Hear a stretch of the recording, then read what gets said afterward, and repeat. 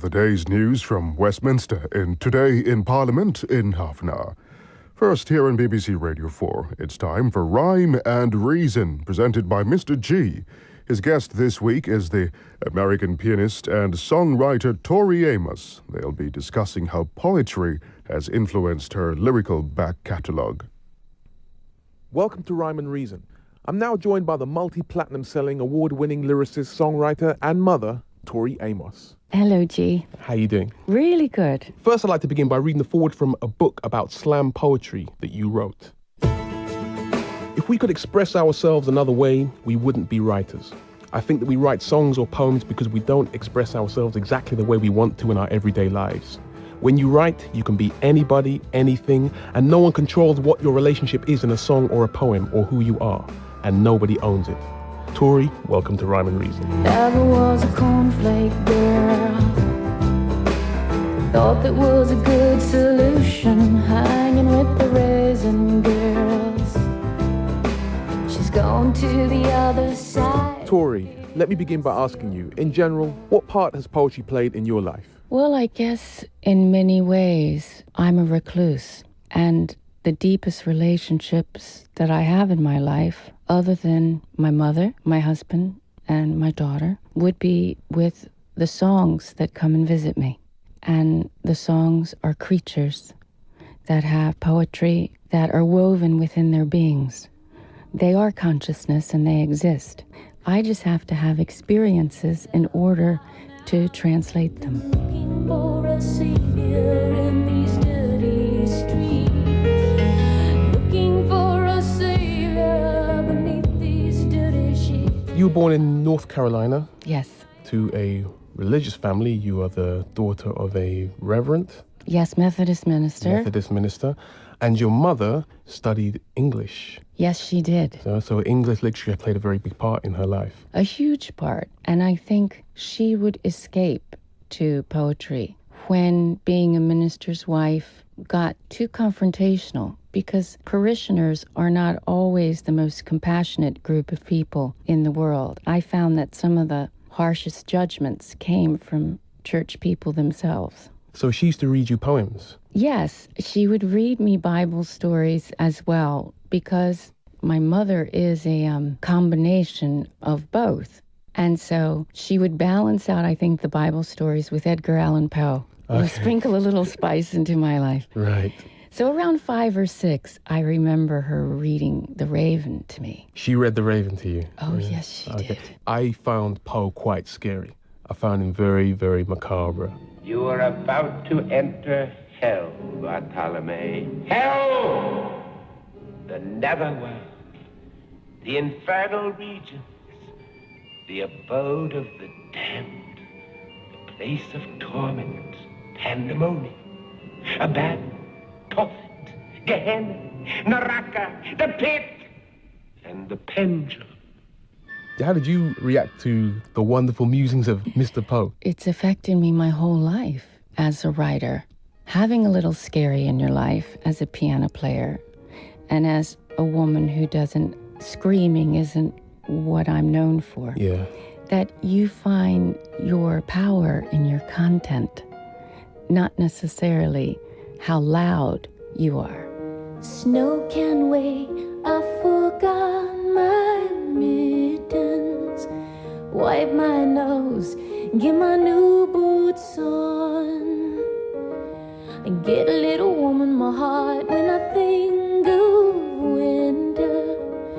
I put my hand in my father's glove. And that's why heavy metal guys, some of those people will show up and just connect with certain compositions I've written, because it's about the content sometimes, the scariness. Mirror, mirror, where's the crystal palace?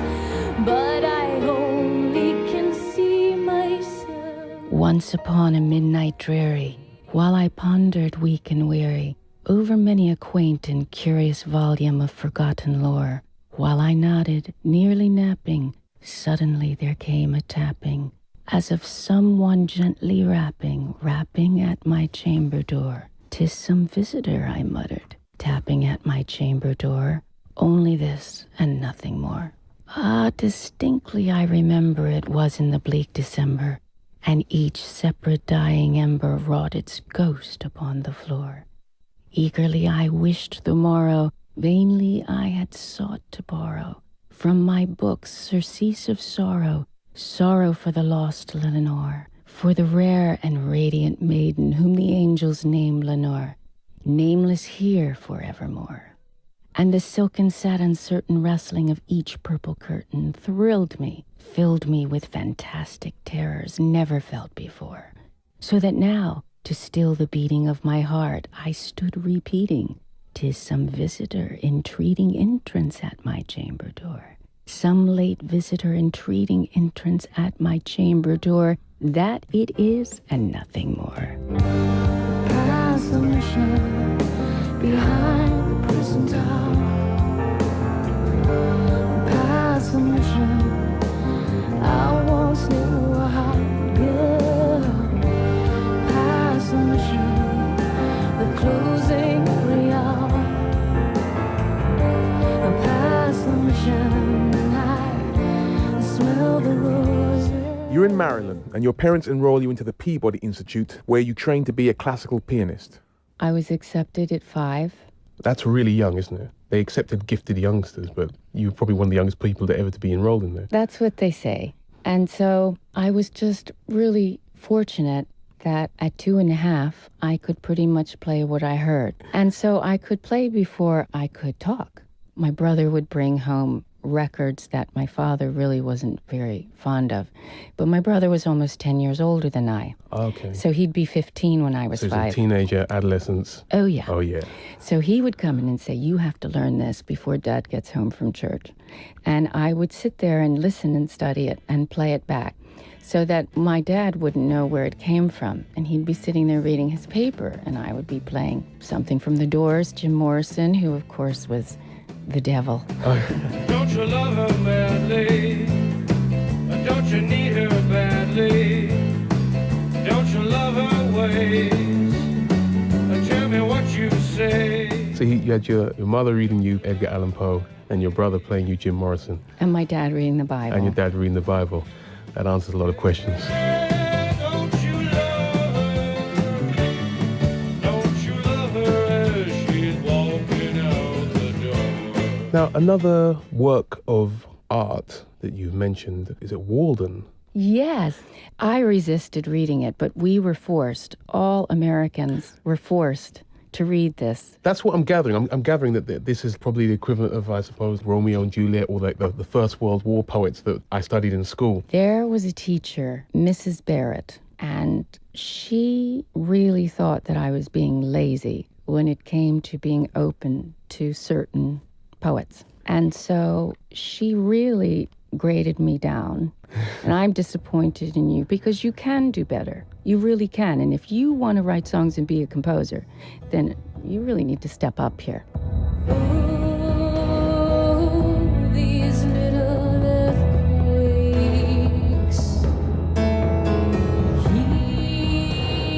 Here we go again.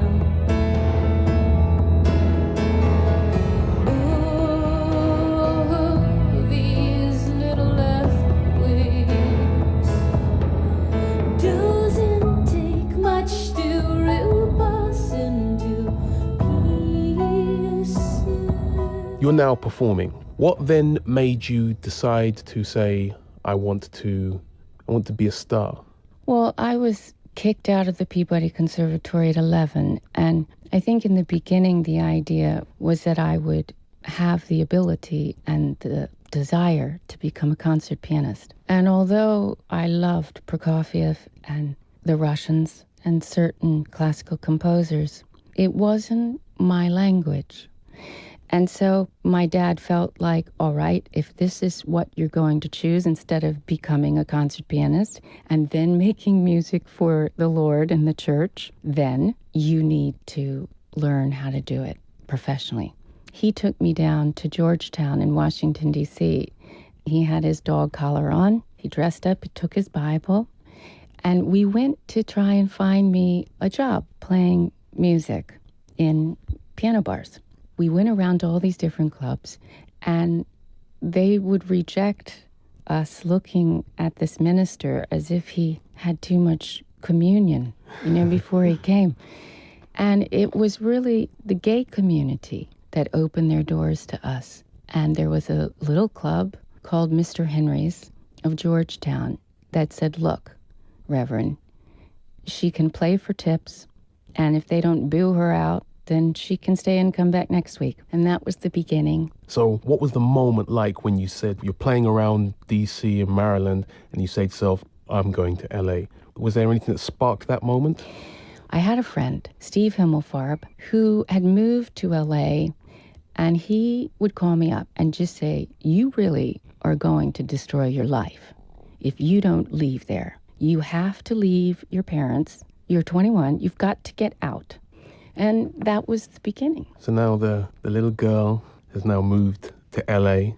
What was it like? It's almost as if I had been born again, but not as a right-wing Christian, but as a soul that had been trapped, really, in the suburbs.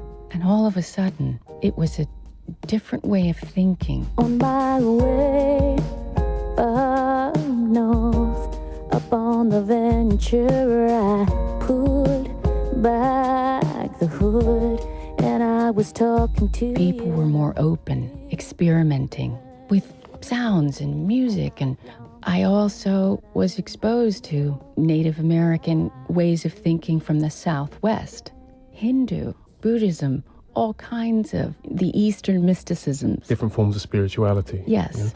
Did your poetical influences change as well? Totally changed. I discovered Rimbaud. I discovered Sylvia Plath and Anne Sexton. And that was really, talk about a universe opening to me. Cheerful, one-armed and black, the gallows dangled paladins, Satan's skinny skeletons, dancing bones of the Saladins. Christmas carols fill the air. Small black puppets face the sky. Messer Beelzebub makes them dance, smacking heads and yanking ties. Quaking puppets join spindling arms, black organ pipes swaying high above. Their chest once pressed to maidens' breasts, now coitally collide, disgusting in love. 3 cheers for dancers disemboweled.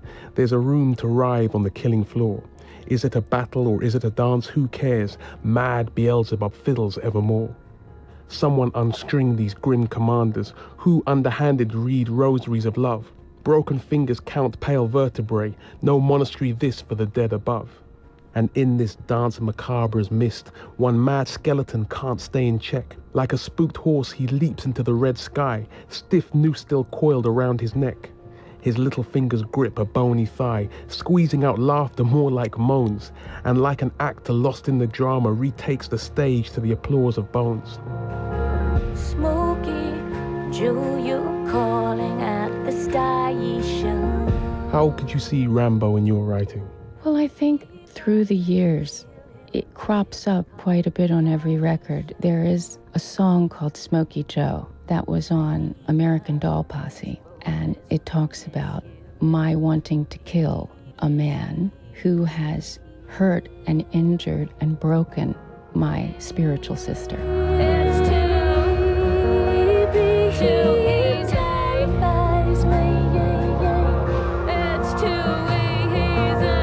easy. For a minister's daughter, this became my Bible. I needed to explore through poetry feelings that I had that were not being met. My feelings were being met by shame and by someone pointing a finger at you saying you need an exorcism or you have too many thoughts of the dark side. Instead of it being a natural progression that as you become a woman, many women search for their dark prince instead of becoming the dark prince themselves. And at a certain point, I realized that Lucifer was not just who we thought he was, but was a she, and had a lovely Chanel white suit on. Father Lucifer, you never look so sane. You always did prefer the drizzle to the rain. Tell me that you're still in love with that milkmaid. How the Lizzies, how's your Jesus Christ been? One of the songs that really struck me as, I think it's an amazing piece of songwriting, I think it's a very bold subject to tackle, was your song Me and a Gun, that talks about a horrific sexual assault that you endured. I think it was around that time. Did the writings that you've been reading give you the confidence to broach that subject, or was it something that you just had to do anyway? I started reading Sylvia Plath and Anne Sexton. And I think that kind of emotion, the ripping off of skin so that you get to feelings that hide underneath muscle and bone, that's what began to loosen and awaken feelings that I had repressed and forced into a cell and muzzled. And I needed to see how other poets talked about their pain before I could do it myself. Was me and a gun and a man on my back, and I sang Holy, Holy as he buttoned down his pants. You can laugh, it's kind of funny, the things you think times like these. Like I haven't seen Barbados, so I must get out of this. I have done it again. 1 year in every 10, I manage it. A sort of walking miracle, my skin bright as a Nazi lampshade, my right foot a paperweight, my face a featureless fine Jew linen. Peel off the napkin, oh my enemy, do I terrify? The nose, the eye pits, the full set of teeth, the sour breath will vanish in a day. Soon the flesh the grave cave ate will be at home on me. And I, a smiling woman, I am only 30. And like the cat, I have 9 times to die. This is number 3.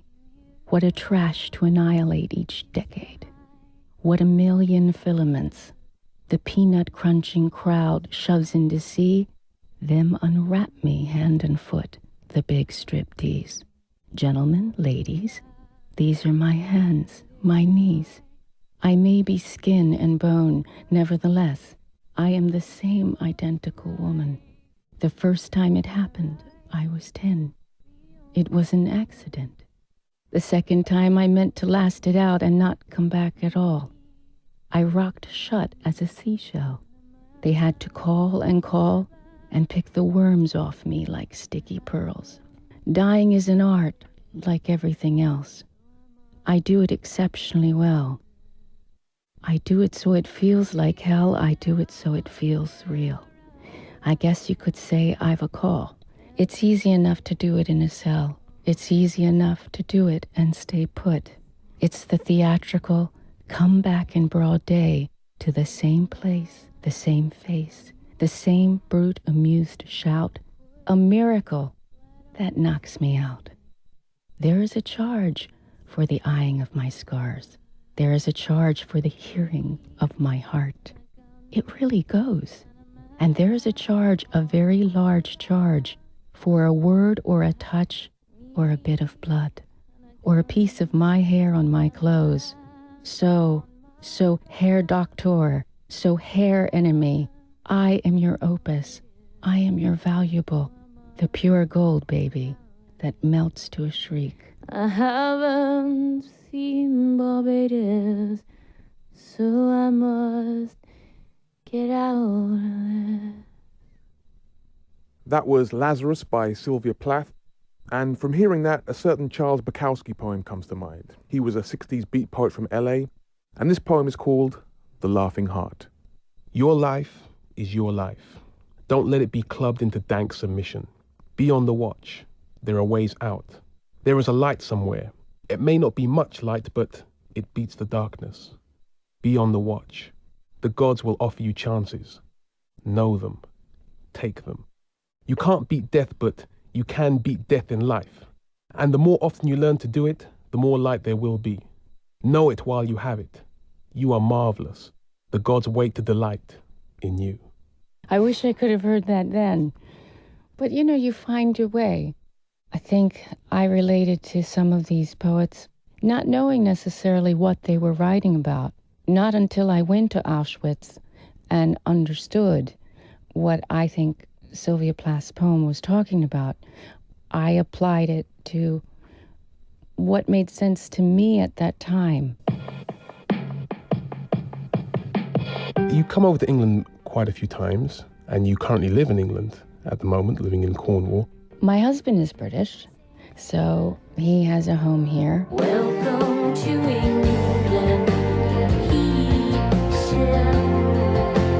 Welcome to my world. And I understand that you're a fan of the English poet Keats. I happened to be in Ireland, and I was exposed to this artwork in Cork that had the Eve of St. Agnes, the poetry connected with the artwork. And I was really taken to this other world, into another dimension. And Ophelia, a song that was on one of the later records, started to come alive and take me by the hand. Ophelia, your secret is safe. Ophelia, you must break the chain. They told her how, upon St. Agnes' Eve, young virgins might have visions of delight, and soft adorings from their loves receive upon the honeyed middle of the night. If ceremonies due they did aright, as supple as to bed they must retire, and calc supine their beauties lily white, nor look behind nor sideways but require of heaven with upward eyes for all that they desire. You must remember, Veronica's a miracle.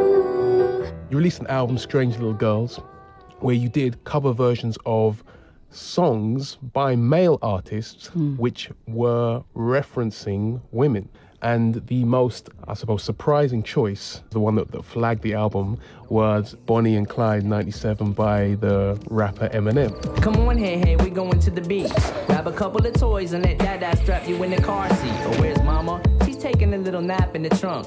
Oh, that smell. Dada must have run over a skunk. I have nieces and nephews in the States, and a couple were very excited about his work. And I thought to myself, they're not listening to what he's saying. Because the song is about him and his daughter in a car, and the body of the daughter's mother is in the back of the car. And he's justifying talking to her in a way where I felt, as I stepped into the mother's being, she had no control. Wake up, sleepyhead, we're here. Before we pray, we're gonna take Mommy for a bit of walk along the pier. Haley, don't cry, honey, don't get the wrong idea. Mama's too sleepy to hear you screaming in her ear. That's why I thought to myself, okay, right then, I'd like to do something. Baby, your dada loves you.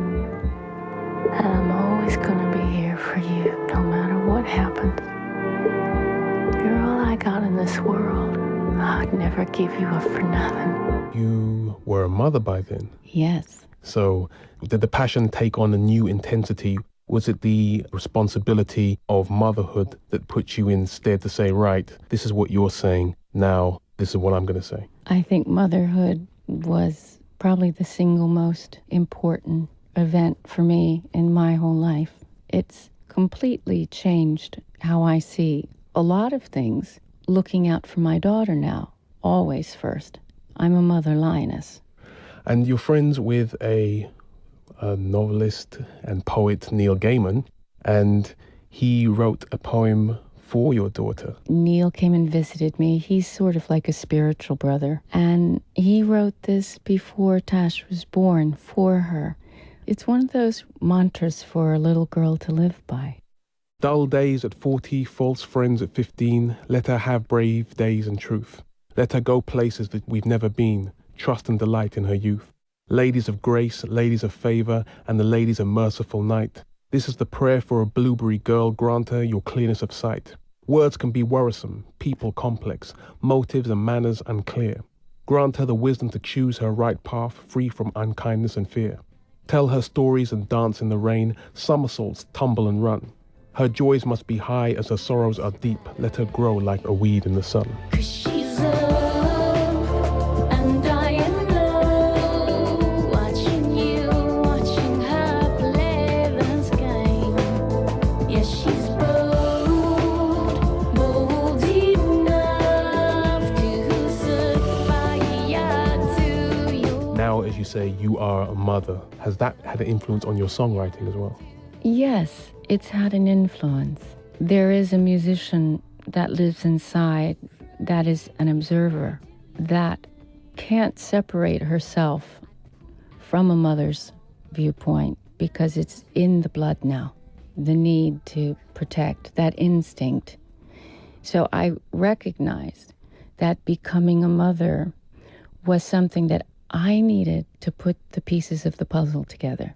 Just because of my life and trying to find that wholeness from the subjugation of women in Christianity for so long and trying to find what I was made up of, becoming a mother finally gave me that missing key that I had been looking for completeness. Right. To feel complete. It doesn't mean I don't struggle with things. It doesn't mean I don't have very blue days. I do. But because I'm a mom, it's a different responsibility. And I think I resonate in a tiny, tiny way with Mother Earth and what she must go through as a mother. To so many, I'm just a mother to one. When you gonna make up your mind? When you gonna love you as much as I do? So as a mother, what poems would you read to your child? Different for different times. Young girls going into the teenage years need a different voice than the voice that a girl needs before she has had her first kiss. Your mother read this to you yesterday. Yes. And you would read this to your daughter, and you read it to us. So this is Emily Dickinson and... I'm nobody, who are you? I'm nobody, who are you? Are you nobody too? Then there's a pair of us. Don't tell. They'd advertise, you know. How dreary to be somebody. How public, like a frog. To tell one's name, the livelong June, to an admiring bog. All the white horses. Tori, thank you very much for sharing your poems with us, sharing your stories with us, sharing yourself with us. Thank you very much for coming down to Rhyme and Reason. It's been a pleasure having you. Thank you very much.